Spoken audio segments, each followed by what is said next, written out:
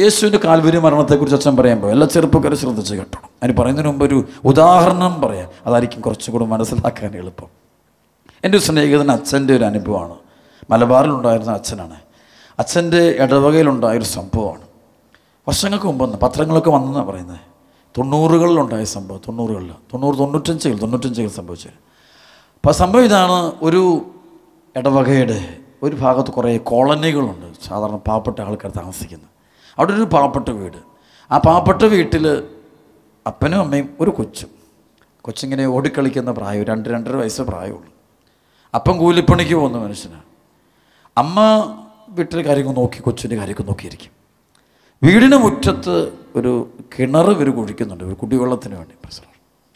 കിണർ കുഴിച്ച് വലിയൊരു ആഴത്തിൽ കുഴിച്ചിരിക്കുക. പണി തീർന്നിട്ടില്ല, പക്ഷേ വെള്ളമൊക്കെ ആയി, ജലമൊക്കെ ആയി. പ്രസലോഷം. അപ്പോൾ അവിടെ പണി ആയുധങ്ങളൊക്കെ കിടപ്പുണ്ട്. പ്രസലോഷം. യേശുവേ നന്ദി. പണിതുകൊണ്ടിരിക്കുന്ന സമയമാണ്. അപ്പോൾ എന്നിട്ട് ചെളികളെല്ലാം കൊടുക്കുന്ന പണിയായുധങ്ങളെല്ലാം ഇതിനകത്ത് കിടപ്പുണ്ട്. അപ്പം അങ്ങനെ ഇരിക്കെ അപ്പം ഇത് പുറത്തുനിന്ന് പണിക്ക് പോയി. അമ്മയും കൊച്ചും കൂടെ വീട്ടിൽ കഥയും പറഞ്ഞ് ചിരിയും കളിച്ചിങ്ങനെ കൊച്ചും അമ്മയും കളിച്ചിങ്ങനെ ഭക്ഷണമൊക്കെ ഉണ്ടാക്കിക്കൊണ്ടിരിക്കുക. അപ്പോൾ കൊച്ചിങ്ങനെ മുറ്റത്തോടെ ഇറങ്ങി ഓടും, അങ്ങോട്ടോടും ഇങ്ങോട്ടോടും.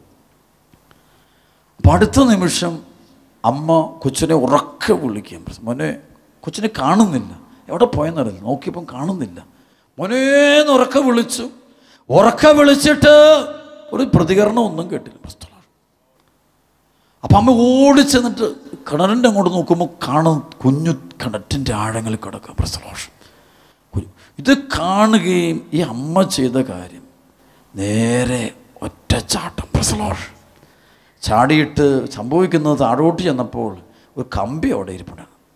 ഈ അമ്മയുടെ ചങ്ക് പാവം ശരീരത്തിൽ ഈ കമ്പിയിലോട്ട് അമ്മ പോയി വീഴുന്നു.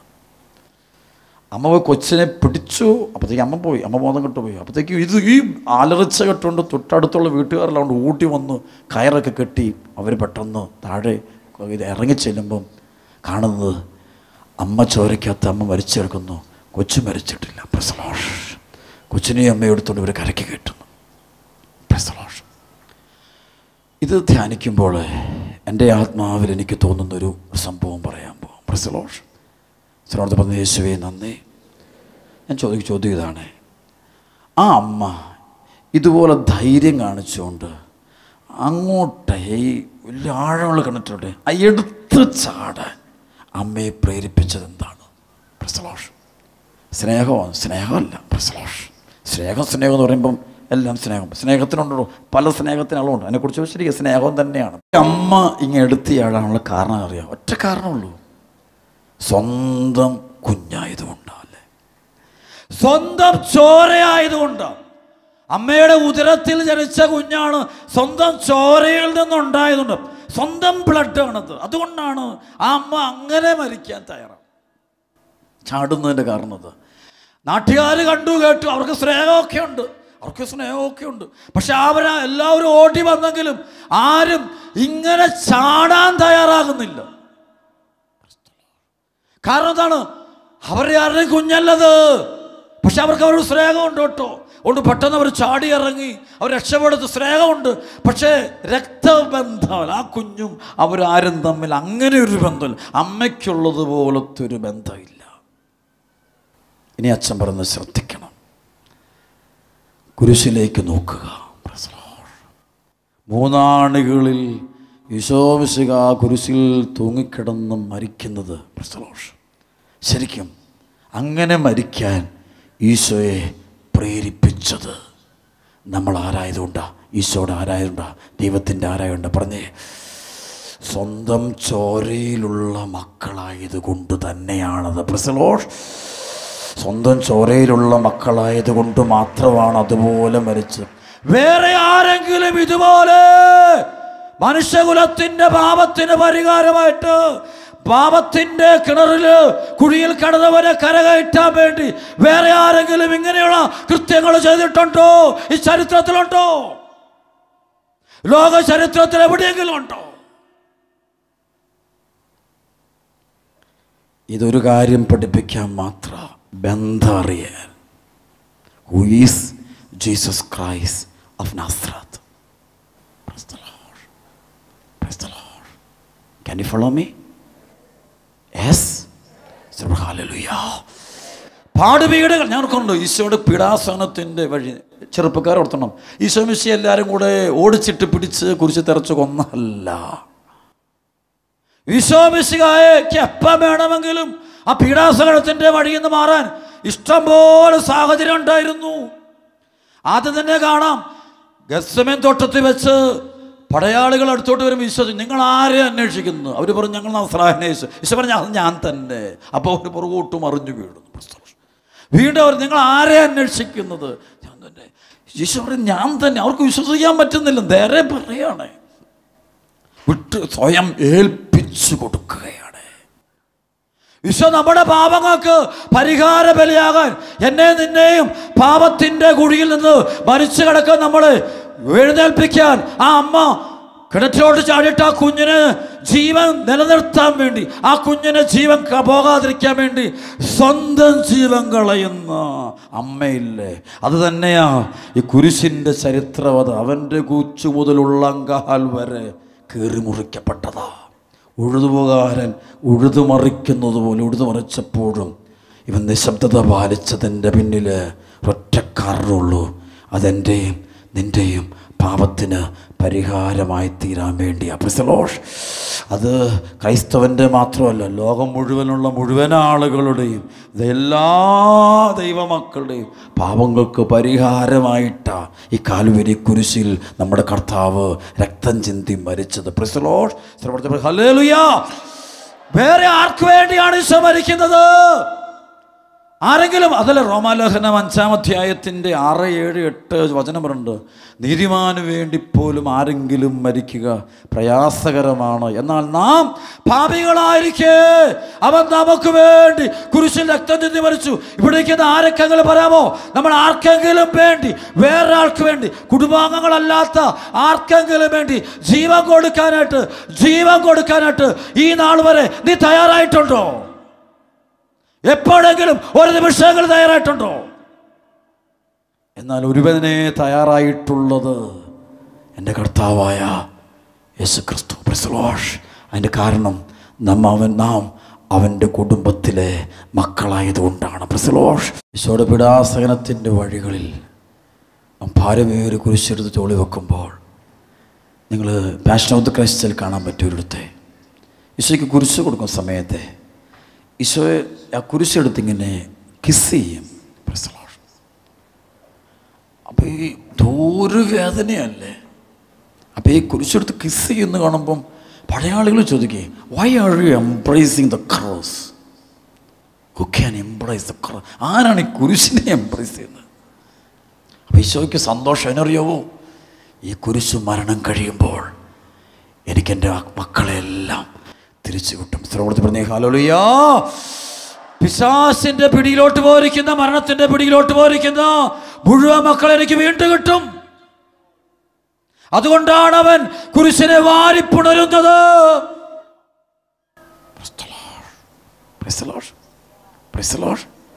ഹല്ലേലൂയ. യേശുവേ നന്ദി, യേശുവേ നന്ദി. വർഷങ്ങൾക്ക് മുമ്പ് ഞാൻ ഈ സൗദി അറേബ്യ പ്രദേശങ്ങളിൽ ശുശ്രൂഷയ്ക്ക് പോയപ്പോൾ ഗൾഫ് രാജ്യത്ത് ഒരപ്പൻ ഭയങ്കര ക്ഷീണിച്ച് അവശനായിട്ട് വന്ന് എൻ്റെ അടുത്ത് പ്രാർത്ഥന അടിക്കുകയാണ്. അടുത്ത് ശരിക്കും പറയുന്നത്, എൻ്റെ അച്ഛാ ഞാനിങ്ങനെ ഭയങ്കര ഈ തീക്കാത്ത ഭയങ്കര ചൂടിനകത്ത് കിടന്നാ പണിയുന്നേ. പ്രിസലോഷ്. അപ്പം ഞാൻ ഒരു സങ്കടമൊന്നും ഇല്ല. ഇല്ലച്ചാ, എനിക്ക് മക്കളുണ്ട്. പ്രിസലോഷ്, അതുങ്ങൾക്ക് വേണ്ടിയാ ഞാൻ ഈ കിടന്ന് കഷ്ടപ്പെടുന്നത്. പ്രിസലോഷ്, അവർ അങ്ങനെ ഉണ്ടച്ചാ. അതേ മക്കൾ, അത് തന്നെയാണ് കുരിശിൽ എന്ന് പറയുന്നത്. ഞാൻ നിൻ്റെ മകനാണ്, നിൻ്റെ മകളാണ്, ഓരോരുത്തരോടത്താണ്. ഇതാണ് നിൻ്റെ അപ്പൻ. This is your father. This is your savior. This is your redeemer. ഞാൻ രക്ഷിക്കുന്നവനാണ്. വീണ്ടെടുക്കുന്നവൻ. യേശുവിനെ ചെറുതാക്കരുത്, പരിഹസിക്കരുത്. എൻ്റെ ബൈബിളൊന്നും കത്തിച്ചേക്കരുത്, ചവിട്ടിയേക്കരുത്, പരിഹസിച്ചേക്കരുത്. ഹല്ലേലൂയ. യേശുവിനെ തള്ളിപ്പറഞ്ഞു പോയേക്കരുത്. ഭാഗ്യമുള്ള ജനതയെ ഇത്. അതല്ലേ ബൈബിളിലൊരു വചനമുണ്ട്, സങ്കീർത്തനം 33 ഒരു വചനം, മനോഹരം. അത് ഈ കനന നമസ്കാരത്തിൽ അത് എഴുതിയിരിക്കുന്നത് വേറെ രീതിയില്ല. ആ രീതി വായിക്കുമ്പോൾ അതിൻ്റെ അർത്ഥങ്ങൾ കൂടുതൽ ആഴത്തിപ്പെടുന്നത്. സങ്കീർത്തനം 33 12-ാമത്തെ വചനം. കർത്താവ് ദൈവമായുള്ള ജനവും അവിടെ തനിക്ക് വേണ്ടി തിരഞ്ഞെടുത്ത ജനതയും ഭാഗ്യമുള്ളവരാണ്. അപ്പം അതിനെക്കുറിച്ച് പറയുന്ന വചനം ഇതാണ്: നമ്മുടെ കർത്താവിനെ ദൈവമായി സ്വീകരിച്ച ജനത ഭാഗ്യമുള്ളവരാണ്. Praise the Lord. നമ്മുടെ കർത്താവിനെ ദൈവമായി സ്വീകരിച്ച ജനത ഭാഗ്യമുള്ളവരാണ്. നമ്മുടെ കൈയടിച്ച് കർത്താവ് നന്ദി പറഞ്ഞ മക്കളെ പോരാ ഉച്ചത്തിൽ. നമ്മുടെ കർത്താവിനെ ദൈവമായി സ്വീകരിച്ച ജനത ഭാഗ്യമുള്ളവരാണ്. യേശുവേ നന്ദി. Price the Lord. യേശുവിനോട് ഹല്ലേലൂയ. യേശുവേ നന്ദി പറഞ്ഞേ ഹല്ലേലൂയ. അവിടെ തിരഞ്ഞെടുപ്പിൻ്റെ മഹത്വം കളഞ്ഞേക്കരുത്. Price the Lord. യേശുവേ നന്ദി. Price the Lord. ചിലപ്പോഴൊക്കെ എനിക്ക് കുറച്ച് നാൾക്ക് ധ്യാനം നടക്കുകയായിരുന്നേ. അപ്പോൾ ഒരു 65-70 മുകളിൽ പ്രായമുള്ളൊരു വൈദികൻ എൻ്റെ അടുത്ത് വന്നു. ശരി, അച്ഛന് പട്ടം കിട്ടി കുറച്ച് 5-6 വർഷം പട്ടം ഉപേക്ഷിച്ച് പോയി. അച്ഛന് പൗരോഹിത്യം ഉപേക്ഷിച്ച് പോയി. കല്യാണമൊക്കെ കഴിച്ച് ഈ മനുഷ്യനെങ്കിൽ വന്നിട്ട് ഭ്രാന്ത് പിടിച്ചാൽ എൻ്റെ മുറിക്കകത്ത് നിന്നിട്ട് എൻ്റെ മുന്നോട്ട് മുട്ടുമേ എന്നിട്ട് കാല് മുത്തി കാറ് അങ്ങോട്ട്. അപ്പോൾ എന്നോട് പെട്ടെന്ന് ആര് പറഞ്ഞു, അച്ഛാ ഇതൊരു വൈദികനാട്ടോ. ഞാൻ പെട്ടെന്ന് എഴുന്നേപ്പിച്ച് ഞാൻ കെട്ടിപ്പിടിച്ച് എൻ്റെ ചങ്കോട് ചേർത്ത് പിടിച്ച്, അച്ഛാ വിഷമിക്കല്ലേ. അച്ഛാ ഇന്ന് എനിക്ക് അതിൻ്റെ ദുഃഖം അറിയാം. ഒരിക്കൽ ഞാൻ ഉപേക്ഷിച്ച് കളഞ്ഞ പൗരോഹിത്യത്തിൻ്റെ അനുവേല ഞാൻ ഇപ്പോഴാണ് അറിഞ്ഞത്. അതെനിക്ക് തീരാത്ത ദുഃഖം അച്ഛാ. എനിക്ക് പറ്റില്ല അച്ഛാ, എനിക്ക് സഹിക്കാൻ കരഞ്ഞ് ഞാൻ ഒത്തിരി സാരിൽ വെച്ച ജീവിതത്തിൽ അങ്ങ് സംഭവിച്ചു പോയി.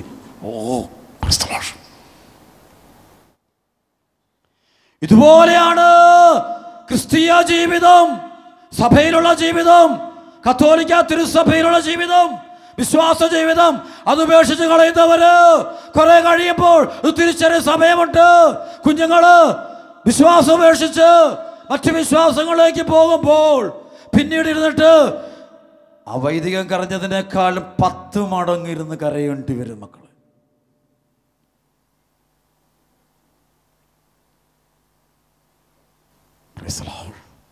അതുകൊണ്ട് നീ നിന്റെ വില തിരിച്ചറിയുക.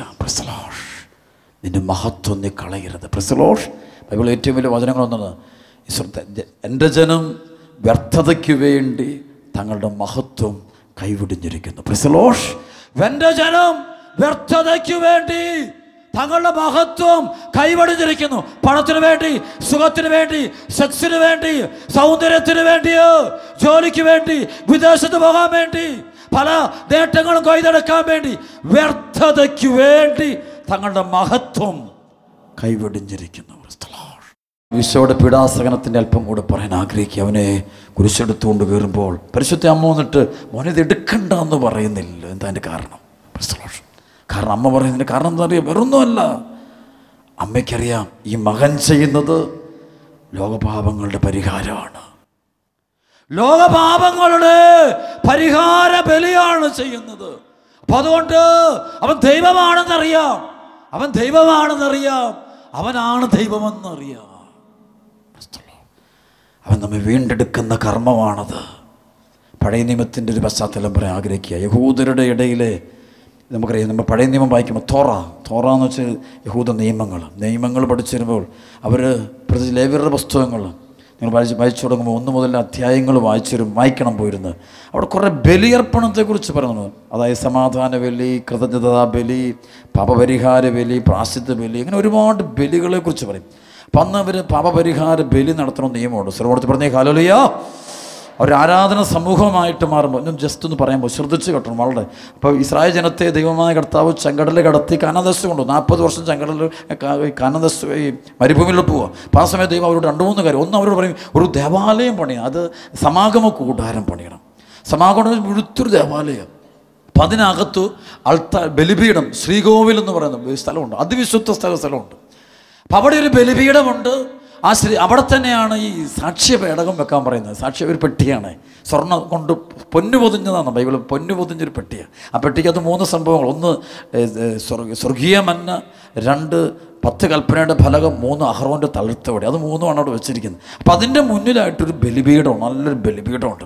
ആ ബലിപീഠത്തിൽ ബലിയർപ്പിക്കുക. ആ ബലിപീഠത്തിൽ ആണ്ടിൽ ഒരിക്കൽ മാത്രമേ ബലിയർപ്പണം നടക്കൂ. അത് പ്രധാന പുരോഹിതന്മാർ മാത്രമേ അവിടെ കയറി ബലിയർപ്പിക്കുകയുള്ളൂ. സ്വരമൂർത്തി പറഞ്ഞ ഹല്ലേലൂയ.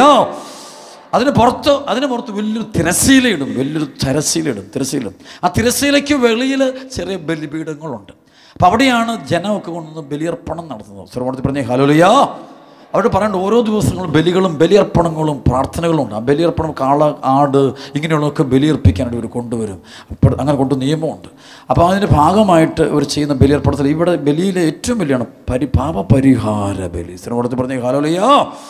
പാപപരിഹാര ബലി ചെയ്യുന്നത് ഇങ്ങനെയാണ്. അത് ചെയ്യേണ്ടത് ഓരോ വ്യക്തിയും പാപപരിഹാരം ചെയ്യണം, ഓരോ കുടുംബം പരിഹാരം ചെയ്യണം, അതുപോലെ ഓരോ ഗോത്രങ്ങൾ ചെയ്യണം, പിന്നെ ജനം മുഴുവനായിട്ടുള്ള ചെയ്യണം, ജനത്തിൻ്റെ മുഴുവൻ പാപപരിഹാരം. അങ്ങനെ 4 തരത്തിലുള്ള പാപപരിഹാര ബലി നടക്കണം. പാപപരിഹാര ബലി വർഷത്തിൽ ഒരു പ്രാവശ്യമെങ്കിലും നടത്തിയിരിക്കണം. അപ്പം പാപപരിഹാര ബലിക്ക് ഇവർ ചെയ്യുന്ന കാര്യം ഇങ്ങനെയാണ്.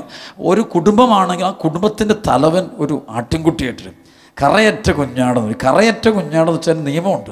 യഹൂദ നിയമം ഇതാണ്. അതിന് കൈയും കാലും ഒടിഞ്ഞതാകാൻ പാടില്ല, ദേഹത്ത് ചുളിവുകൾ ഉണ്ടാകാൻ പാടില്ല, മറ്റെന്തിനും വേണ്ടി ഉപയോഗിച്ചതാകാൻ പാടില്ല, അതിൻ്റെ ദേഹത്ത് രോഗങ്ങളുണ്ടാകാൻ പാടില്ല. അങ്ങനെ കുറേ നിയമങ്ങളുണ്ട്. അപ്പം അങ്ങനെയുള്ളതൊക്കെ ഉണ്ടോ?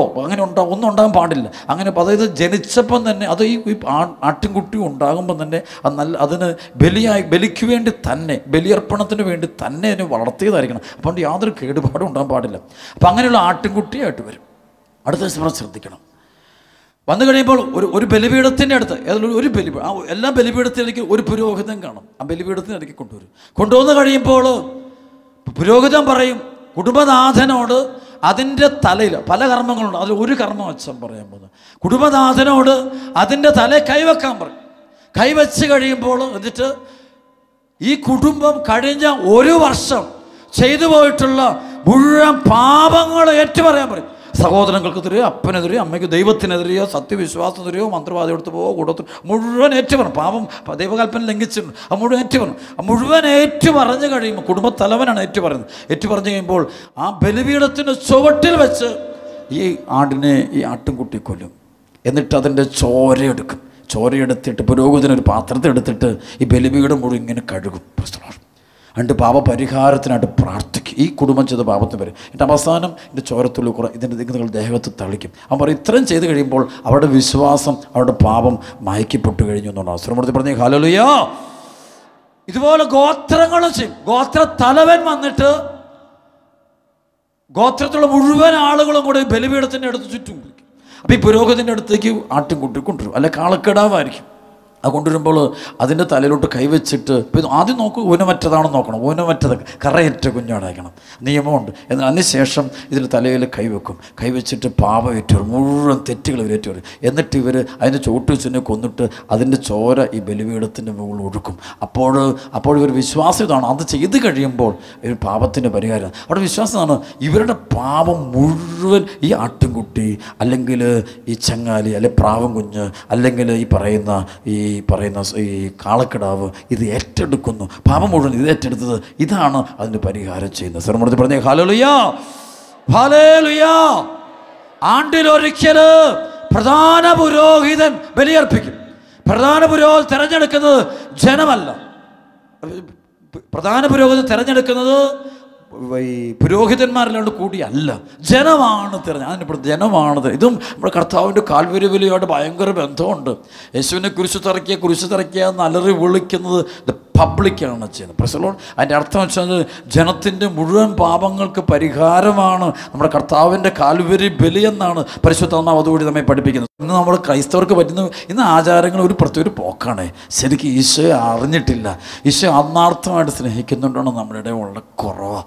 ഞാനിന്ന് സുവിശേഷം പ്രസംഗിച്ച് പോകുമ്പോൾ, സഭയ്ക്ക് വേണ്ടി പോകുമ്പോൾ ഒറ്റ കാരണമുള്ള മക്കളെ, ഞാൻ ഈശോ അറിഞ്ഞിട്ടുണ്ട്. പ്രസലോഷ് ഈശോ അറിഞ്ഞു കഴിഞ്ഞപ്പോൾ പിന്നെ അവനെ ഒരിക്കലും തള്ളാൻ നമുക്ക് പറ്റില്ല, വേദനിപ്പിക്കാൻ പറ്റില്ല. ഒരു പ്രവൃത്തി കൊണ്ടോ നമുക്കൊന്നും ചെയ്യാൻ പറ്റില്ല മക്കളെ. അറിയാത്തതുകൊണ്ട് ഞാൻ പറയും, നമുക്ക് ഭയങ്കര അറിവില്ലായ്മ നമ്മളെ ബാധിച്ചിട്ടുണ്ട്. അത് മാറാൻ വേണ്ടി പ്രാർത്ഥിക്കണം.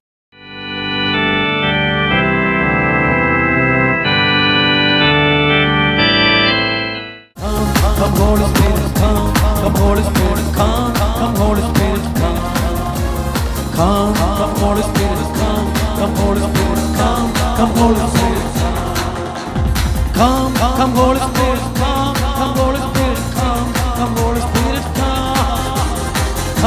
Come, Holy Spirit, come. Come, Holy Spirit, come. Come, Holy Spirit, come. Come with your fire. Come with your fire. Come with your fire. Fire anointing. Come, Holy Spirit, come. Come, Holy Spirit, come. Come, Holy Spirit, come. Come, Holy Spirit, come. Come, Holy Spirit, come. Come, Holy Spirit, come. Come, Holy Spirit, come. Come, Holy Spirit, come. Come, Holy Spirit, come. Come, Holy Spirit, come. Come, Holy Spirit, come. Come, Holy Spirit, come. Come with your deliverance. Come with your deliverance. Come with your deliverance. Come with your deliverance. Come, Holy Spirit, come. Come, Holy Spirit, come. Come, Holy Spirit, come. Whatever you show.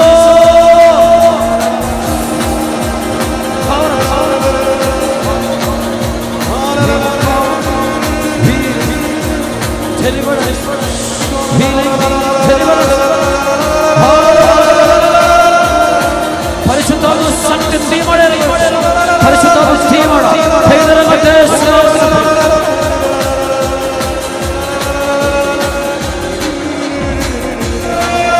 ദേശത്തിലെ കുടുംബങ്ങളെ പ്രവർത്തിക്കുന്നു വ്യഭിചാര ദുർഭൂതങ്ങള്, പ്രേമത്തിന്റെ ദുർഭൂതങ്ങള്, മദ്യപാനത്തിന്റെ ദുർഭൂതങ്ങള്, സ്വവർഗരതിയുടെ ദുർഭൂതങ്ങള്, സ്വയംഭോഗത്തിന്റെ ദുർഭൂതങ്ങള്, blue ഫിലിമിന്റെ ദുർഭൂതങ്ങള്, അവിഹിത ബന്ധങ്ങള്, മദ്യപാനം, കഞ്ചാവ്, മയക്കുമരുന്ന്, ലഹരികള്, ഭഗവതിയുടെ തിന്മയുടെ രൂപികള്, ഇവിടെ പൈശാചിക ശക്തികളാൽ പീഡിപ്പിക്കപ്പെടുന്ന ആരെല്ലാം ഈ കൂട്ടായ്മയിലുണ്ടോ അവന്റെ മേലും അവളുടെ മേലുമുള്ള ആ തിന്മയുടെ അരൂപികളോട് ഞാൻ കൽപ്പിക്കുന്നു. എന്റെ കർത്താവായ യേശുവിന്റെ നാമത്തിൽ മത്തായി 12:28-29 1 യോഹന്നാൻ 3:8 യെശയ്യാ 27:22 ബന്ധിക്കുന്നു, ബഹിഷ്കരിക്കുന്നു. യേശുവിനെ കാഴ്ചപ്പാട്ടിലേക്ക് വലിപ്പിച്ചിട്ടുണ്ട്, അങ്ങോട്ട് ബഹിഷ്കരിക്കുന്നു. ഈ കൂട്ടായ്മയുടെ ദേശം മുഴുവനും പ്രവർത്തിക്കുന്ന അഹങ്കാരത്തിന്റെ, അസൂയയുടെ, വെറുപ്പിന്റെ, പകയുടെ, ഈശ്വരവാദത്തിന്റെ, അവിശ്വാസത്തിന്റെ, യുക്തിവാദത്തിന്റെ, സാത്താന്റെ അരൂപികളോട് ഞാൻ ആജ്ഞാപിക്കുന്നു. ജീവിക്കുന്ന ദൈവത്തിന്റെ പുത്രനായ യേശു ക്രിസ്തുവിന്റെ നാമത്തിൽ 1 യോഹന്നാൻ 3:8 അവയെ ബന്ധിക്കുന്നു, ബഹിഷ്കരിക്കുന്നു. കർത്താവ് ആശീർവദിക്കുന്ന കരങ്ങൾ ഉയർത്തി ഈശോയെ വിളിക്കണം.